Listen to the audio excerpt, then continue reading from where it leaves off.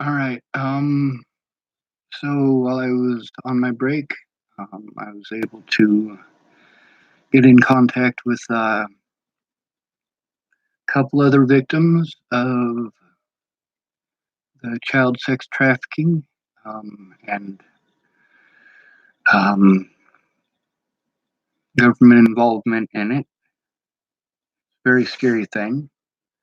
I also had a conversation with um, Casey Perry, um, and also a couple of YouTube or Facebook messages with some other people who had to deal with the police and with. I just want to say, those of you who commit felonies to get people safe, you're good people.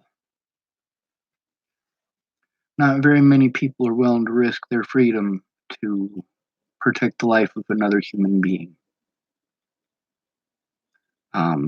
So anybody who's out there still looking for Casey, you can stop looking now. She is safe.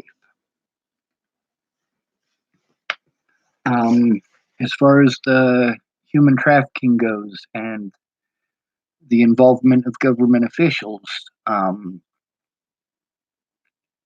I wasn't bullshitting. Desiree should not have had to go through that in Cheyenne, Wyoming. I should not have had to go through the things that I did in the state of Colorado. Nancy Stopka, her and her children should not have had to go through what they went through. Mariah Johnson is still having to deal with those people in the state of Colorado.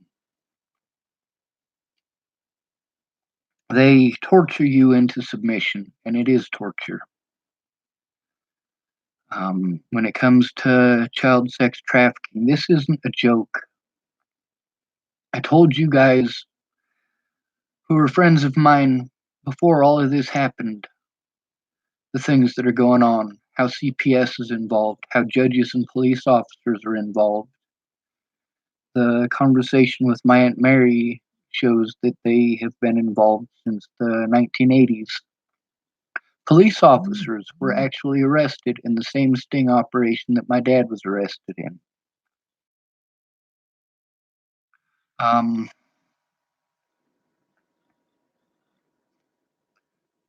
we have to do something. Some people say, why do you worry about these Native Americans? You're not a Native American. Why do you worry about these black people? You're not black. Why do you worry about these girls? You need to worry about yourself. You need to focus on yourself. No, this is our problem. This isn't my problem. It's not just their problem. It is our problem. Over 6,000 Native women alone last year. Are you going to tell the families of each one of those people, it's your problem, deal with it yourself? Fuck you. You guys got to see on the news the things I had to say about CPS. They're in the news now for the things that I was telling you they were doing. Things that I was tagged as mentally ill for saying, tagged as dimensional or delusional for saying, that these police were involved in it, that judges and lawyers are involved in it, that doctors are involved in it. And you get to see on the news in Colorado, there are doctors in trouble for this, judges in trouble for this, lawyers in trouble for this, police officers in trouble for this, including police officers that I told on. This is not a fucking joke. This is not something you turn your blind eye to. This is not something that I am just going to sit down and take. This is not something that I'm just going to let Candace walk away with after what she did. Candace needs to come forward about what she knows. Miss Peaches needs to come forward about what she knows. Brenda Dickinson needs to come forward about what she knows. Brenda Dickinson herself had to endure many of these things growing up in Colorado That's how long it's been happening. We either work together to stop this or we deserve what we get for doing nothing. When good men do nothing, that is evil enough.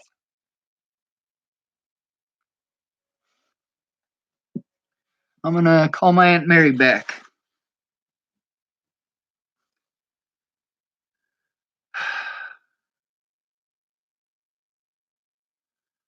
I'm gonna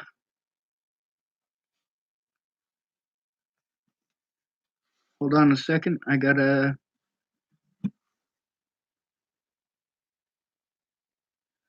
There's no way to pause this, so I'll just send it in a minute. Um,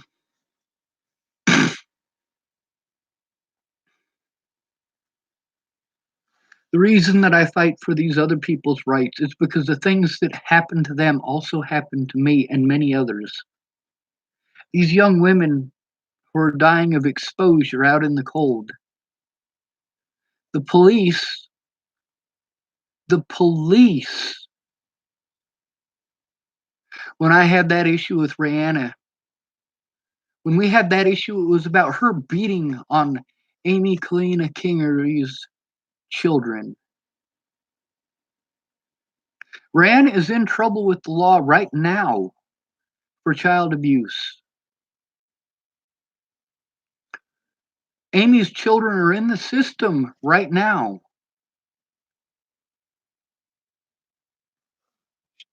This isn't a joke.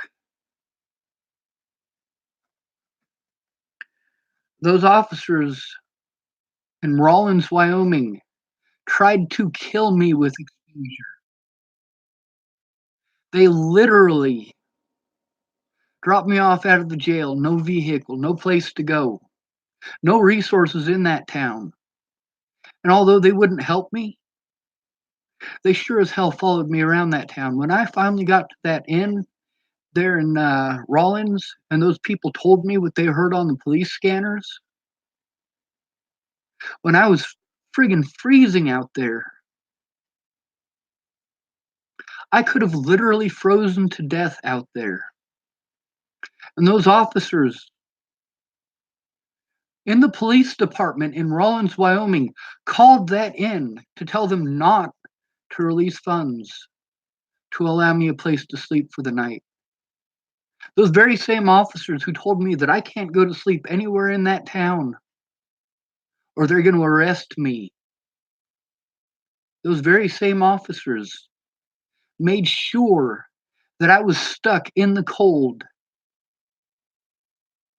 with a short sleeve shirt. Do you have any idea how many of my loved ones have frozen to death on the streets of Boulder, Colorado due to the same treatment?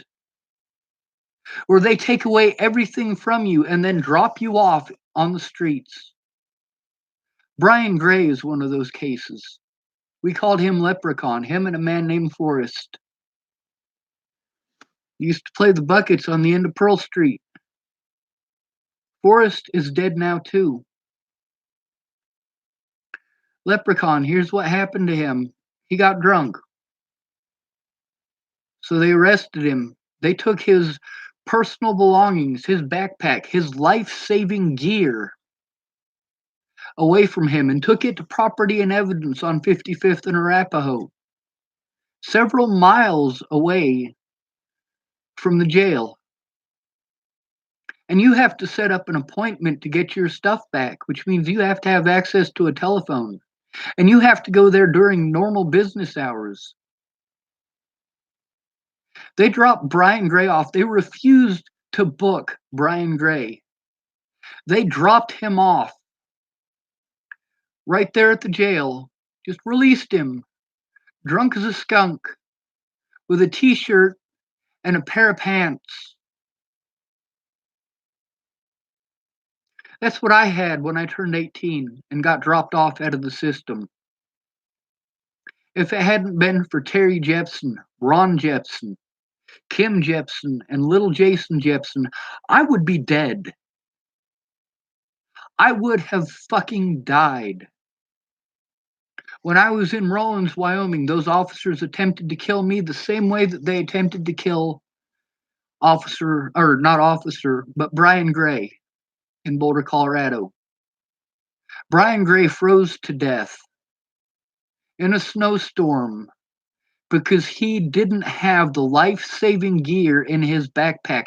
They target us because they see our backpacks. They know we can't afford a real lawyer, and public pretenders are not going to do their job. They have too many people on their caseload to actually do their job. So they focus on defending only people in houses, specifically women with children, whether they're guilty or not.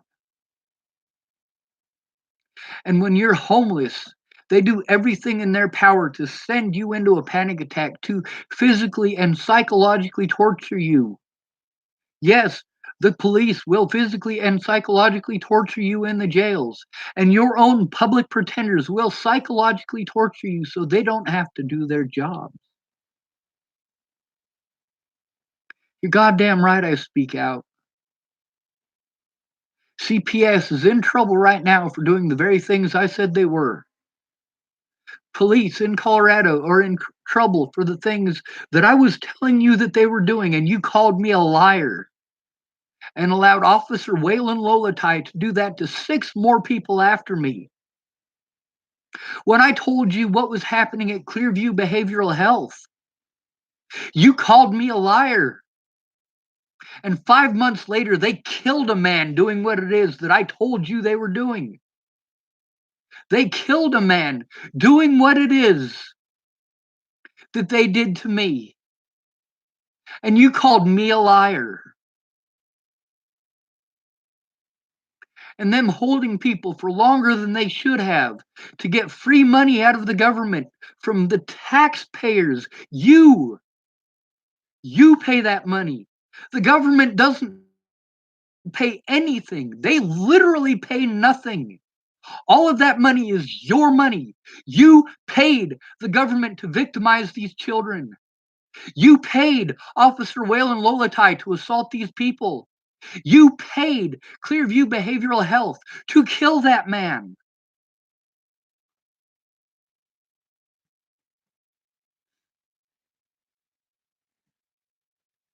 Let's call my Aunt Mary back.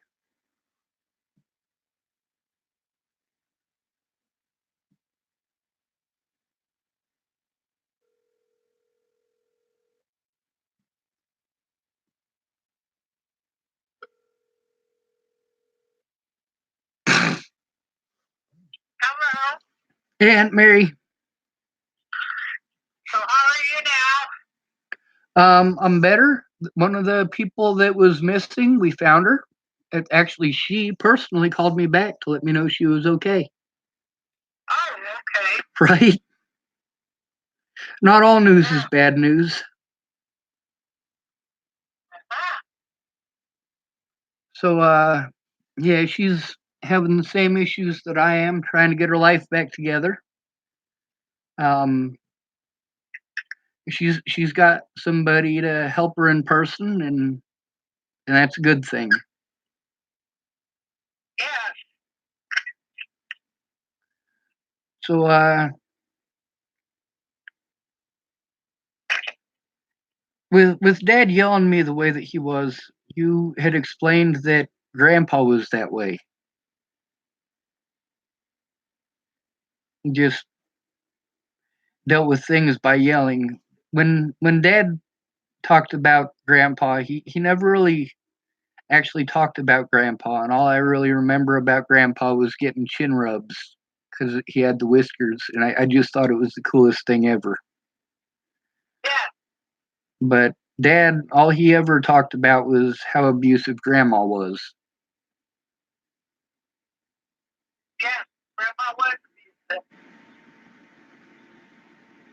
And I remember Mom said that because I was explaining to Mom that I don't remember having Tourette syndrome until they put me on massive quantities of medication, and she said that she's pretty sure that Grandma Schwartz had Tourette syndrome because she used to do some sort of neck thing.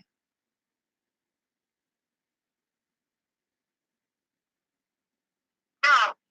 No? Grandma did not have Tourette. Okay, so mom's full of shit. That's all right. I'm used to that. Although she did do a couple next things. When she was driving Aunt Diane to school, the high school, she was parked out in front of the high school letting Diane out. And Diane's first foot was out and her second foot was pretty well out. So it just kind of moved her foot came out. Some guy was like flirting with his girlfriend or waving at his girlfriend and ran into the back of the station wagon and gave Mom a whiplash.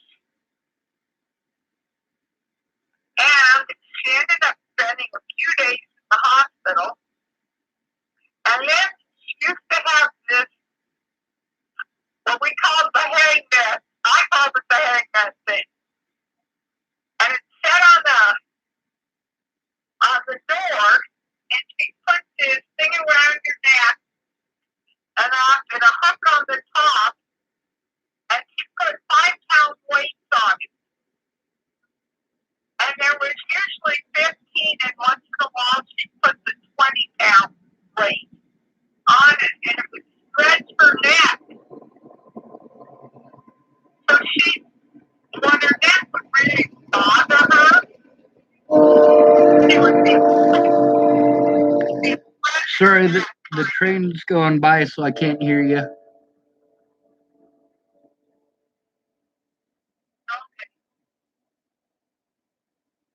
Go ahead.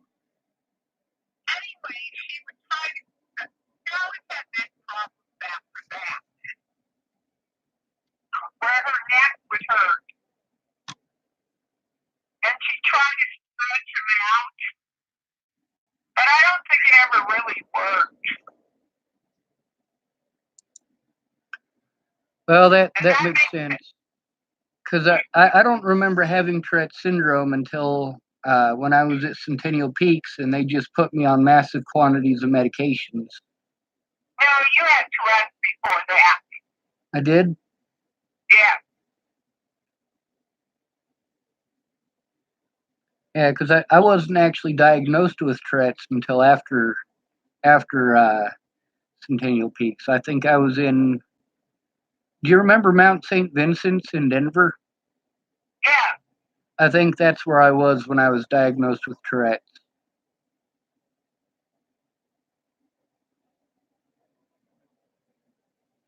Okay. But that was after Fort Logan. Fort Logan's actually pretty well known for abusing people. They have kind of the same reputation as Clearview does, although the tactics that they use are actually nationwide. If you try to turn in a police officer, people in the medical community automatically assume that you're full of shit because no police officer would ever do that. People are coming to realize that that's complete shit, but it doesn't help out my case because the medical community helped out the officers who harmed me. At first, it was because I was all over the news. I mean, every person in that hospital had access to that. When the police did the bullshit that they did, I mean, in the videos, you can see a security guard. They think that they caught some fucking serial killer, and she turns around and smiles at the camera because she thinks that she might be on the news. I mean, there's nobody else in the room that the camera's in when she turns around and smiles at it. Yeah. And there's another lady who was pissed off at me right now about recording it, but she was telling me that the medical community is pretty screwed up like that. She's afraid that she'll lose her job for saying that, and I get that, but that's the thing, is that most of the people who didn't come forward, they didn't come forward because of self-preservation. They were afraid of losing their jobs, afraid of losing their families. I mean, it's a scary thing. And me, I don't have any kids to lose. I don't have a house to lose. So I mean, I can fight because I don't have anything to lose. You know what I'm saying? Yeah. And like, was I a bad kid? No.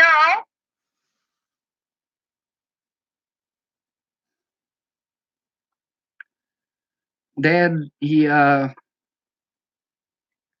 likes to bring up stuff that happened years ago, and then when I try to explain to him that me and Eric growing up in the system screwed us up pretty major. I mean, it's he tells me I need to forget about the past, but then anytime I bring up disability or the things that he did and how they affected me, I'm not supposed to bring that up, but he can bring up anything that he wants.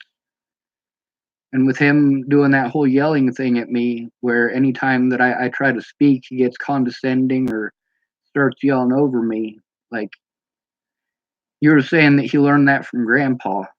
Like, what did Grandpa do? Like, is Dad the way that he does stuff? Is that exactly the way that Grandpa does it, or is what was? Now, you could argue with him if you had a different point of view. You couldn't tell him, like, no, that isn't the way it is. That reminds me of when Dad told me that babies come out of the same hole that women pee out of. I was like, Dad, I've been in sex, Dad. That's not how it works.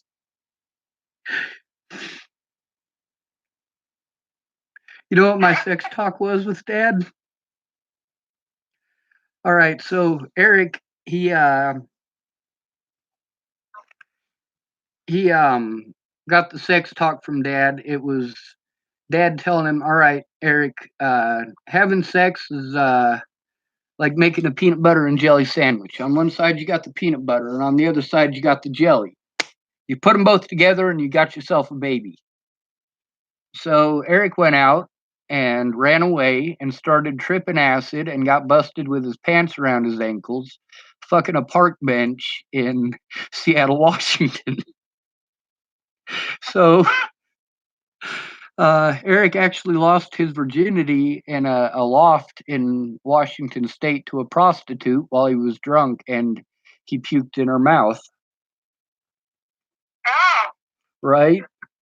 So Dad decided that that's not the way that it was going to work with me. So his sex talk with me is he and Diane sat me down at the table, and you know how Dad gets. If you say penis or vagina, he starts to chuckle. So I'm at the table, and I can't hear. Dad calls him Tallywhacker and Watu instead. So I'm sitting at the table, and uh, he's trying to be serious, and um, he's saying Tallywhacker and Watu, and every time he does, I start to laugh. And Dad wants to be pissed off at me, but every time that he starts saying Tallywhacker or Watu, Diane is sitting there going, "It's penis and vagina, Brian. It's penis and vagina." So he's trying not to laugh. So my sex talk literally took 8 hours of sitting at the table listening to Dad not shut the fuck up. And at the very end of it, I finally got to chime in with, "Dad, I have been in sex ed every single year since I was 6 years old. I knew where the penis went when I was 6 years old, Dad."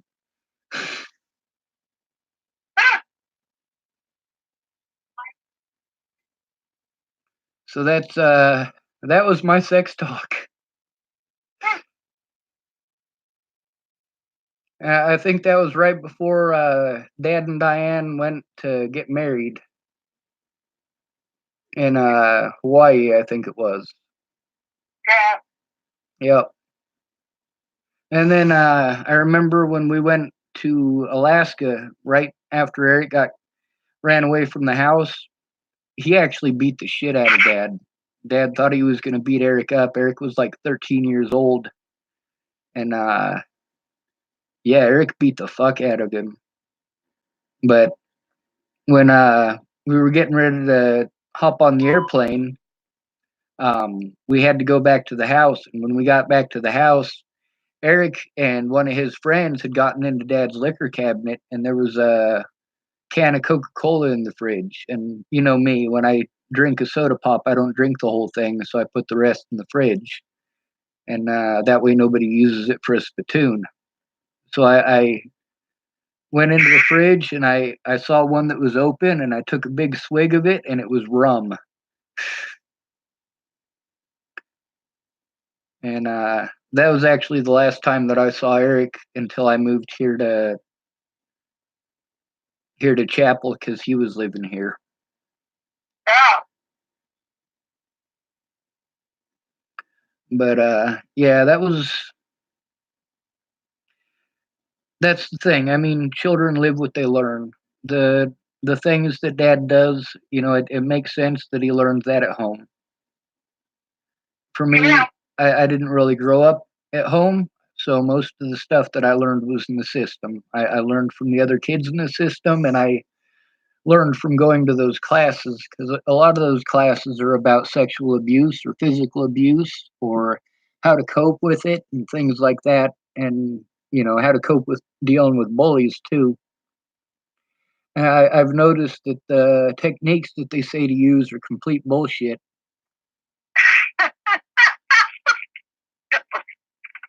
Grandma's got a pink book. And actually, I think someplace I still have that pink book. And she said, "Here, read it." That was your sex And talk? it was a pink book. And there was one chapter that talked about sex education. And that's what she would say, "Go read that when you got to a certain age. Tell you to go read that book."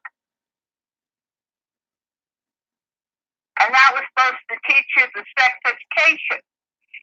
And then the other thing after Mom died we found was an old, it's kind of like a dial, and there's a book that goes with it for the rhythm method for the Catholic Church. Really? Yeah. So it's kind of like what time you should do it so you get pregnant, and then you just reversed it so you didn't get pregnant. But it's funny, it was written in like 1950, and the word, I don't know, it's put away now. The words they use are so funny.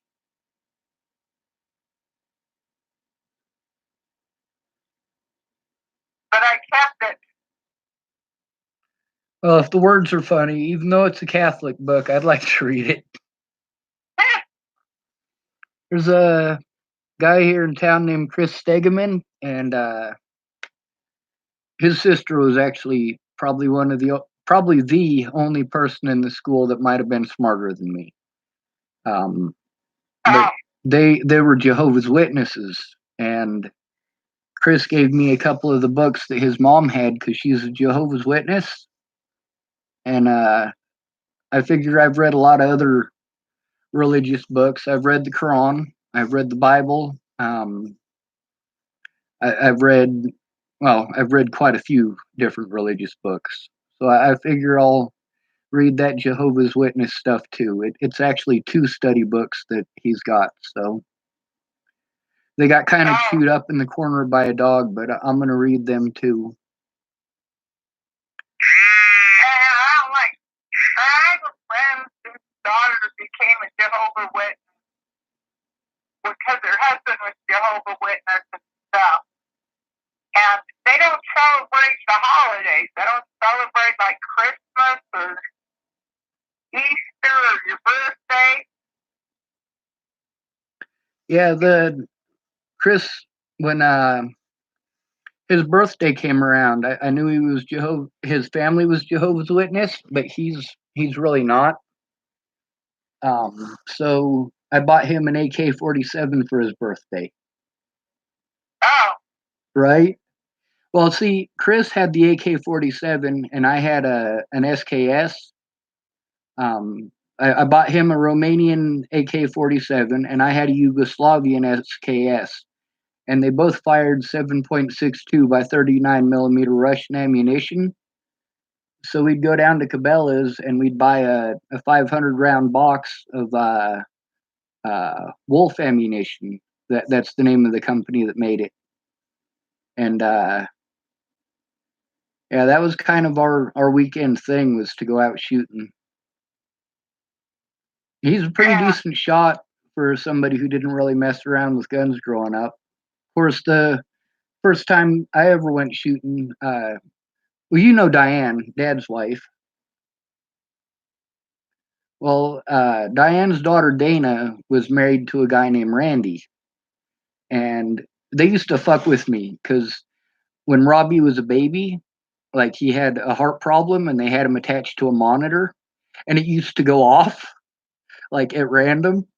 So they used to fuck with me and tell me that I broke the baby. But the first time I ever went out shooting, I outshot Randy with his own guns, except for the shotgun. I fired one round out of that because, mind you, I was like, I want to say 11 or so. So when I fired that off, it was a little too much of a kick for me. But I outshot him with his own rifle, and I outshot him with his own handgun. And when he asked me how I got so good at it, I told him it was because I learned how from Super Mario Brothers and Duck Hunt. I don't think that's true because we had a Nintendo.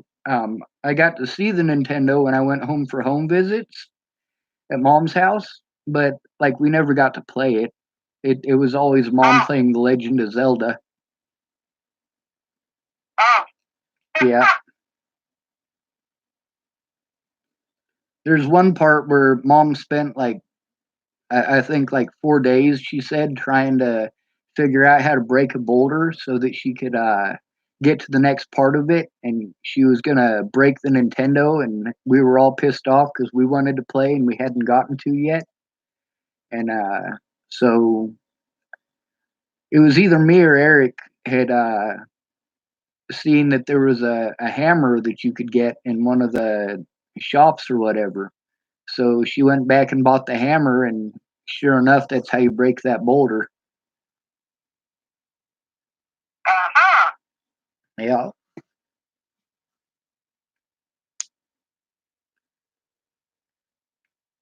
When I was at your house, um, I remember after I turned 18, the deal with staying at your house was that I had to apply for disability. And I remember that you took me down there to apply for it. And I also remember that when I got denied for disability, Dad treated me like trash because, according to him, it should have been in Washington State, it would have been when I turned 18, they click a button and magically I get money coming in. He just didn't understand the process.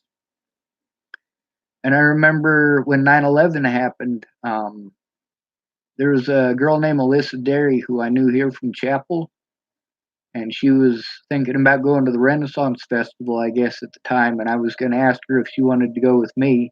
Not like as a boyfriend girlfriend kind of thing. I just, when we were in high school, I wanted to get her attention. So her backpack was unzipped, and uh, I went to go zip it, and I figured, I'm doing a good deed here. And she turned around and she was angry at me for messing around with her backpack.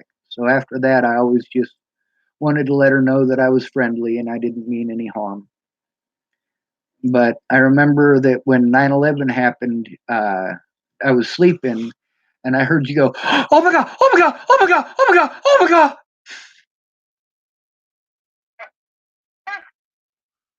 And Alyssa Derry, I called her up to let her know about the towers getting rammed into, and she didn't believe me at first. I was the first person to let her know about it. Her little sister, Amber, Michael had like the biggest crush on her. And I remember she was probably the only person that I ever found attractive with braces, and that was just because Amber was really super nice. Like to this day, I there's nothing negative that I can ever possibly say about Amber. She was just really nice. But I also remember like the first 3 months that I was there, I didn't have any money and I didn't have a job, and I actually got denied my disability because I ended up getting a job. Do you remember when I worked at Walmart? I remember Walmart. I remember Pets for Us or something like that. Petco. Petco. And then you remember my job at the mall? Yeah. Yep. One of the guys that I worked with at the mall actually had Tourette syndrome too. But he had it a lot worse. Like with me, it's a wrist thing that I'm usually able to hide from people, or my eyeball blinking when I'm really nervous or really scared or really excited. But with him, it was this neck thing where it was like he was trying to write a J with his chin. And Okay. I remember when I left there, most of the stuff that I had, well, at first I remember I got off the phone with Dad one day after I found out I'd been denied for disability, and he was just incredibly mean to me. And I remember I stole a bunch of change out of. You remember that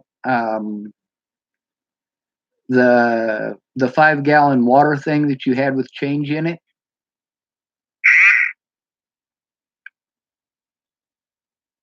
What happened is I had gotten off the phone with Dad, and he was a dick as usual, and I took some of your insulin to try to kill myself, and it didn't work. And so I tried some more, and it still didn't work. And then I tried some more, and it still didn't work. And I remember I went through. You had 2 different bottles in there, 2 different types of insulin, and I tried them both. Yeah. And I remember my body got so hot that like I felt like I was on fire everywhere. And I stole your change out of there, and I went down and probably bought about $10 worth of candy bars because I mean, I was craving it that bad. You know, it was like a crackhead trying to get crack. And I ate a whole bunch of those candy bars, and I went to sleep. And I remember when I left there, you had your car insurance came up, and you were trying to get the stomach stapling, and you had just changed insurance providers at Shalom, and pretty much all of my money was going to you. And I really felt bad because the first 3 months that I was there, I didn't give you anything. But then with all of that stuff coming up, and with Dad being a dick, and with trying to kill myself not working and all of that, I wanted to get the hell out of there. And I remember I took all of my stuff and I opened up the little cubby hole to your basement that was in my room, and I put all of my stuff down there. And I went down to the bus station, and I caught a bus ride back to Chapel, Nebraska. Or the bus only took me as far as Sterling, but from there I was able to get a ride from Sterling um, to Chapel. Okay. And that's what I remember about living at. Well, I also remember trying to get into the Navy. I remember at first I tried to get into the Army, and they told me they wouldn't accept me with a GED. And then I tried the Marine Corps, and because down there at the Aurora Mall, they're all 4 in a row. And I went down to the Marine Corps, and they told me they wouldn't accept me with a GED.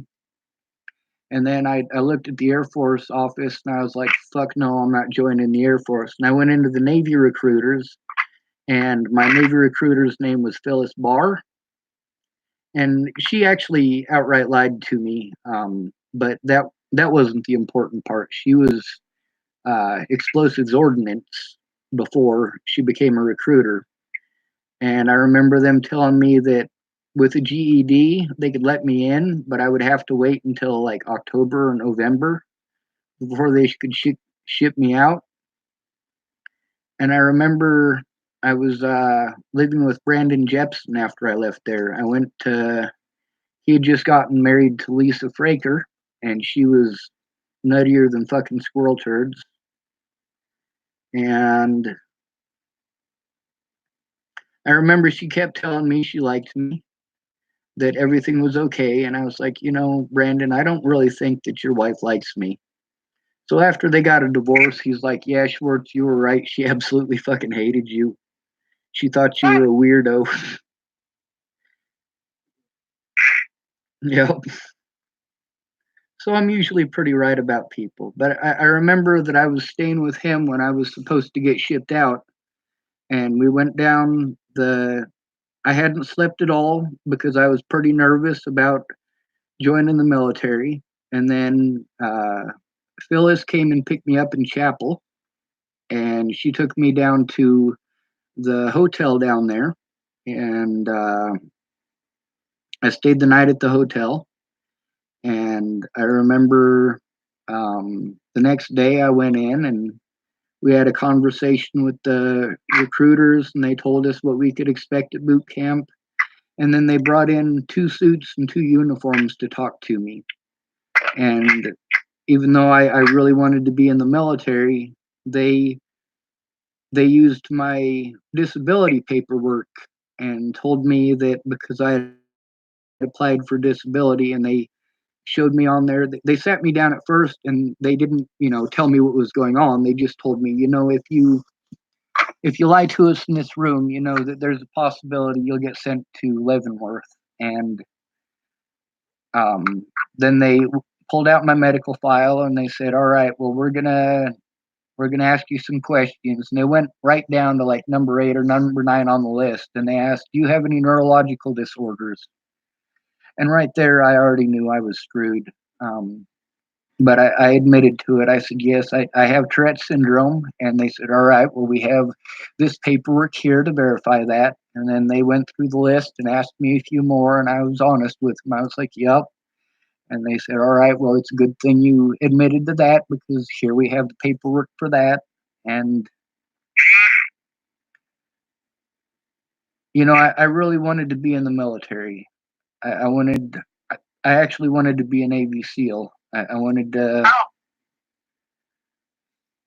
I'm glad I didn't though. Like I'm glad they wouldn't take me because after becoming homeless and seeing how people are treated when they're homeless, there's no fucking way I'm gonna fight for this goddamn government. Not a chance in hell. I'd rather save lives than take them.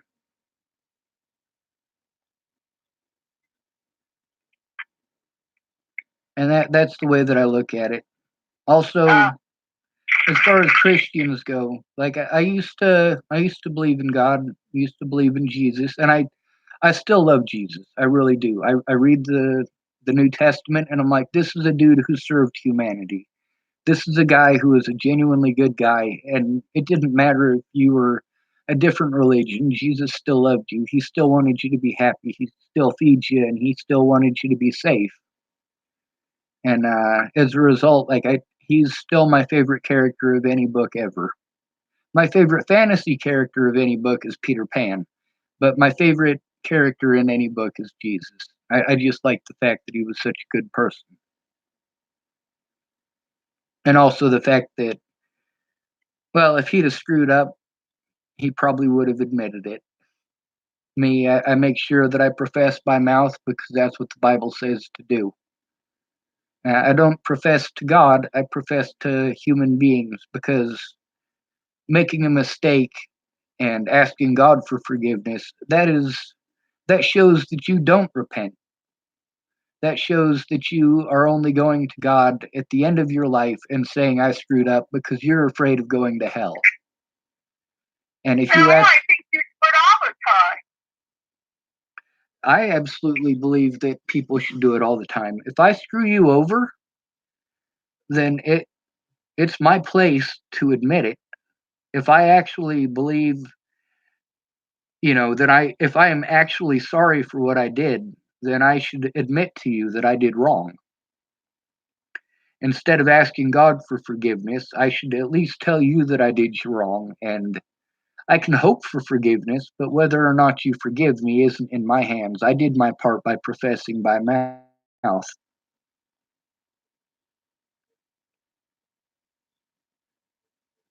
Does that make sense?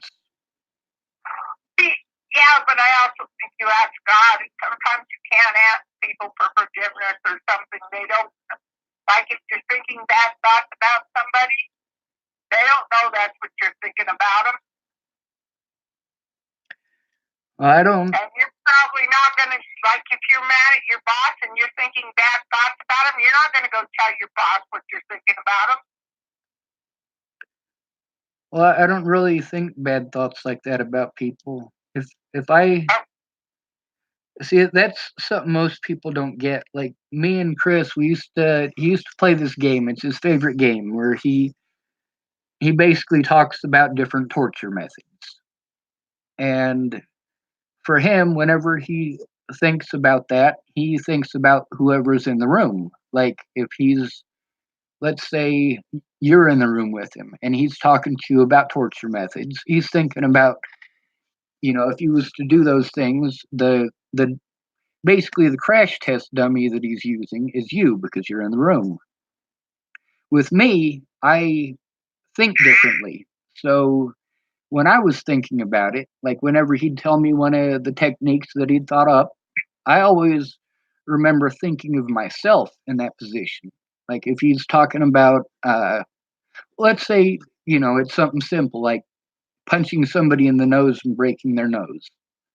When he says that, I'm not thinking about somebody else getting punched in the nose. I'm thinking about me getting punched in the nose. And I've pretty much been like that since I was about 7 or 8. I remember the first time I really started thinking like that was when I was in Centennial Peaks in Boulder County, Colorado. I remember thinking, these boys and girls that I was locked up with that had been molested, telling me about the situations that they had been in and the experiences that they had. And like, I could visualize those things happening, but I could only visualize them from my point of view. So I didn't think of it from an outside point of view of that person getting molested. I thought of it from, what it would be like from my point of view. And when I was about 7 or 8, that's when I really got to be, where I thought about that specifically, me being in that position nearly all the time. Whenever somebody was talking about going and beating somebody up or saying, "Hey, Sean, we should go beat that racist dude up," because there was a few racist kids that I was locked up with, and none of us really liked them. Whenever people would talk about going and beating those kids up, I remember, always thinking about what it's like to get beaten up because I'd been beaten up a few times by then. Yeah. Do what? No, go on. So that's pretty much been the frame of mind that I think in. When people tell me stories, I can't help but put myself in that position. Not like actually in real life put myself in that position, but to try to understand that point of view and to see that point of view and basically experience it mentally, play it as a scenario in my mind. And that's whenever I talk to people about the situation that I've been in, they're they're busy telling me how to think and how to feel, and they're not putting themselves in my position. And that's why I was always so good at helping people out, is because I'm really good at putting myself in another person's position. And when they tell me a story, I'm really good at at listening to the story for its face value and putting myself in that situation and basically immersing myself in the story. Whereas whenever I try to explain my situation to people, they always want to make it let's trade stories story time. And then, when I say something, there's a keyword that they hit, and then all of a sudden they're OCD on this one little thing, this one little nugget, because one of the words that I said triggered a memory, and they have to tell me that memory. They have to share that with me. So then they're no longer listening to understand. They're not able to put themselves in my position or even try to put themselves in my position because of that memory. So then instead of understanding what I'm going through, we're just sharing stories. They're not really putting themselves in my position. They're wanting their turn to talk. When is it my turn to talk? And while I'm talking, every time that they do that, it occurs to me that I've probably been talking for 2 or 3 minutes and they didn't hear a word that I said because they were just trying to wait for an open space where they could have their turn to talk. And that's where it becomes a situation where you can't help somebody because you can't put yourself in their position. You can't visually walk in their shoes. You can't think mentally about yourself being in that position. And for me, growing up being raped, being beaten, having people that hated me because I was the only white kid in a particular place, like I'm able to put myself in positions from my own experiences that a lot of people are incapable of. So like with dad, whenever I tried to speak to him about like you've listened extremely well. Whenever I try talking to dad, I get, two, maybe three sentences out if I'm lucky, and immediately he's telling me how to think and telling me how to feel and being condescending and telling me I need to do this and I need to do that. And I try to tell him about the resources that I have and also about how people like me are treated, how we literally need someone to defend us, and he immediately gets condescending and turns into an asshole. Sticks his hand on his knees and bends over and turns his head sideways and his eyes get real big. And then he starts talking to me like this. And it's just like I needed dad to understand. With with Natalie, she had just as fucked up as of an upbringing as I did. Her family is just as fucked up. And it wasn't Natalie's family pushed her to the point of being suicidal hundreds of times. I mean, she wanted her life to end for a really long time. She wanted her family to love her. She wanted them to listen, to understand, and they weren't capable. And that's why me and Natalie were friends. We both understood that perspective. I was able to put myself in her shoes, and she was able to put herself in mine. But she was also pretty young, and she wanted her family to be happy. And her mother has the worst taste in men. But her mother's telling her, oh, he's probably this person, and he's probably that kind of person. And I'm like, wait a minute, this is the woman who threw threw you away to be with abusive men.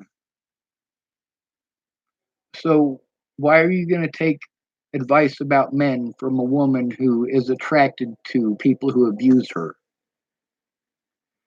And that's the biggest thing with Natalie and I is that we were just friends. I mean, there was nothing beyond that. And after Natalie died, I mean, there was literally thousands of people that are trained. Are you there? Yeah, there's a train going by. Oh, okay. But yeah, there were literally thousands of web wingnuts that were harassing me and threatening my life. I had people physically assaulting me in real life. I tried to get a hold of dad at least 3 or 4 times after Natalie died before I was finally able to get a hold of him when I was in California. And by then, like it was too late for the help that I needed. That it was at that point it was a full blown war. And I needed dad to try to understand instead of being condescending. And Everything that Dad wanted me to do, I did. And I tried to explain to him, what the situation was and that the help that he wanted to provide, the things that he wanted to do, were not going to be useful at that point in time. I needed to try to get my income back. And before I could get my income back, I had to be able to take these bastards to court. And he just was absolutely against that. And, in order to get his help, he did promise to help me, but we had to do the things that he wanted me to do first. And then after I did the things that he wanted me to do, I'd already dealt with him screaming for, 3 weeks or so. And he said later on, he said, Sean, things were great for 11 days. Things were great. For 11 days, you seemed like you were, things were starting to go better. And, the thing is, for that 11 days, I was pacing the whole time. I was too afraid to speak because I didn't want to get yelled at by Dad. And so Dad, he interpreted that as me being fine because I'm not speaking. But really, I wasn't fine. I was wanting to scream back at him. When I was at Lana and Amanda Engelein's up there in Montana, they took me pacing as I'm a terrible person. Like, I don't see how you could get that out of somebody pacing. But that pacing thing is always because I'm too afraid to speak. I've been yelled at by those people too many times. When I first really got like that, because I've paced my whole life. When I got really bad pacing like that, that was over a girl here in Chapel named Jamie Curtis. And basically, she was going to help me with women. I'd never had a girlfriend or any of that. So I was asking her for help with it. And so I asked her out, and I was pretty sure of the way that I had explained it, that she understood it wasn't a boyfriend girlfriend thing. But after I asked her out, like every single time that there was something that she could have just told me it bothers her, and then I wouldn't do it again, just like we had done in the past. Like when you wash dishes, you put the sponge up sideways so that it dries out, so that it doesn't get mildewy. But after I asked her out, anything like that, instead of telling me, she screamed at me and gave me like a friggin' long ass lecture like Dad does. And like that shit shuts me down. It makes me too afraid to speak. And being at Dad's was a messed up situation. It's not something that I was able to handle. Most of the time that I was up there, I mean, it's middle of the winter, and I'm staying out there in the Jeep because it's the only place I can go without Dad either screaming at me or screaming at me and going, Diane, back me up on this, Diane. Like, fuck no, Dad. Listen to what I'm saying. Don't get other people involved in ganging up on me and bullying me because you don't want to hear what I have to say.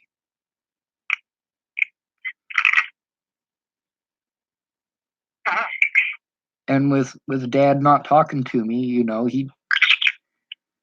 he could have been a part of my life. He could have been a part of my life growing up, but he wasn't because he was in prison. And he could have been less abusive when he got out of prison. If he hadn't been abusive up there in Washington State, I never would have ended up back in the system. And when I moved to live here in Nebraska, like, it literally that was the either the second or the third time that Dad had beaten me up over that F and PE. And I was like, this isn't something that somebody should have to go through. This isn't something that I did wrong. This is something that I've already been physically punished for. And yeah, I don't need to be punished every time that you can't handle your rum and coke. I'm not sure if you remember that was his drink of choice at the time. I do remember that I seem to remember you coming up to visit up there around that time. Oh, okay. Maybe a couple of years before, I don't know. But the one situation I remember up there was in specific with family is I remember we have family in Canada, and I didn't know that we had family in Canada until they came back down to visit Dad. And I got home from school one day, and there's all these Canadians in the house. Some of them are wearing Canadian flags on their shirts. I'm like, what the hell's going on here? Oh, this is my cousin. Bill. Bill? Bill. Cousin Bill. Yep. Bill. Bill. Yes, ma'am. That was him. And some of his family, I think. And then I remember, you remember Aunt Lucille in Irvine? Yeah. Yes. I remember meeting her. I only met her twice. And I remember, um, I don't remember. You remember Frank, the people that uh, Dad's relatives in California, and I'm trying to remember where they lived. Right outside of Anaheim, because I remember they were only at like a 30-minute drive to Disneyland from their house. Okay. But I remember their son Frank. The only reason I remember his name is because he had a band called Super 31, and All right. the Super 31 is an airplane engine. And I remember there was a song called Great Big Bottom, and it was kind of swing music. And I really dug that song. She had a great big bottom, great big bottom.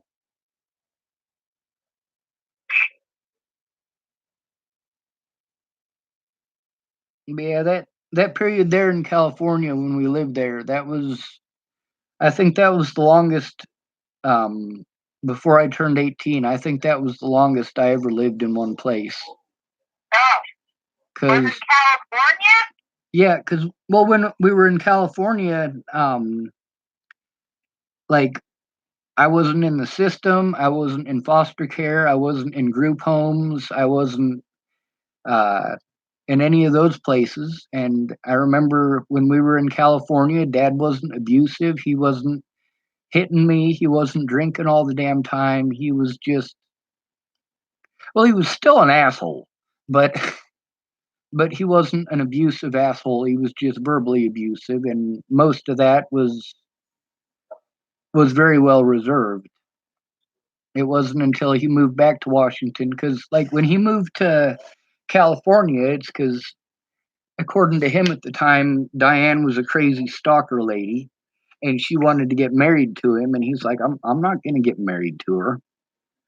So after about 6 months in California, though, he realized that he wasn't going to be able to afford to stay there and live there anymore. So he got back together with Diane, and they got married, and they've been together to this day. So I guess it wasn't all bad. She wasn't that terrible a person, and I never thought she was a terrible person to begin with. I thought she was great.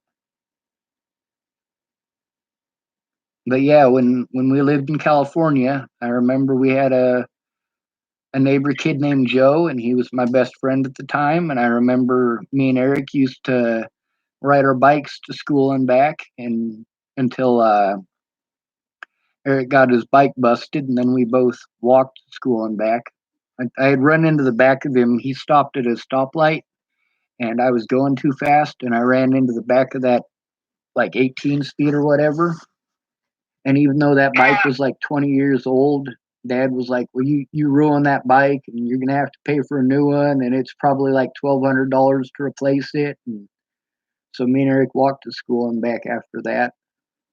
And I remember the Mexican kids down there being pretty racist. They didn't like. Well, me and Eric were what they called dirt bags in Huntington Beach. You know, we wore the Metallica shirts, and we had rings that had like skulls on them and stuff like that. So the Mexican kids used to give us a lot of shit, and we used to have an area that we called base. There was a guy named Martin Young who was a high school student, and he kind of looked like Eric. And he used to hang out in this little corner of The Huntington Beach police station, one of the corners of that block, is like a little semicircular park, and it's probably, I don't know, it's only about as big as a house. It's not a huge park, but there's a bench there, or a picnic table there. And I remember if we made it there, then we were far enough away from the school that we could wait there for about 20 to 30 minutes until all the Mexican kids got home and were done doing their walks from school. And then we could usually safely walk back home from there at that point. And I remember when me and Eric both were trying to explain that to Dad why we were late home from school every day. I remember he always thought we were full of shit.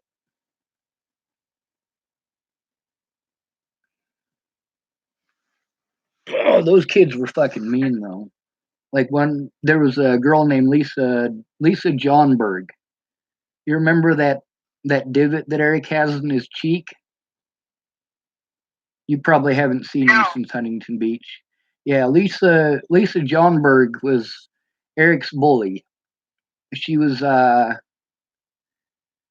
she knew that Eric wouldn't hit her because she was a girl, so she threw a pipe at his face, and it was a broken piece of PVC, and it stuck in his cheek. And I remember one day she had a bike chain, and she was trying to beat Eric down with a bike chain. And she used to always send kids after us. She had some high school friends that used to harass me and Eric on the way back to school.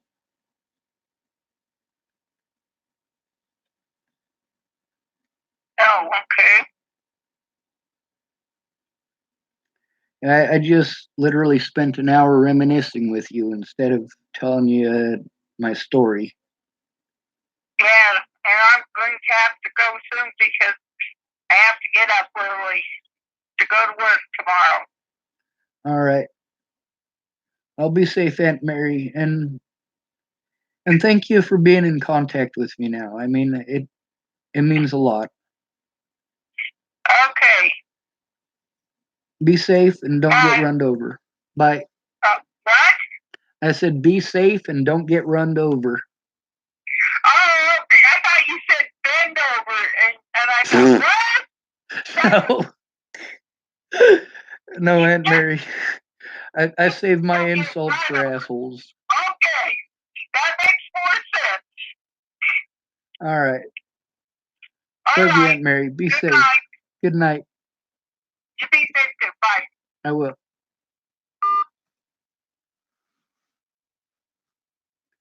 I actually can't exactly be safe. Not with everything that's gone on. But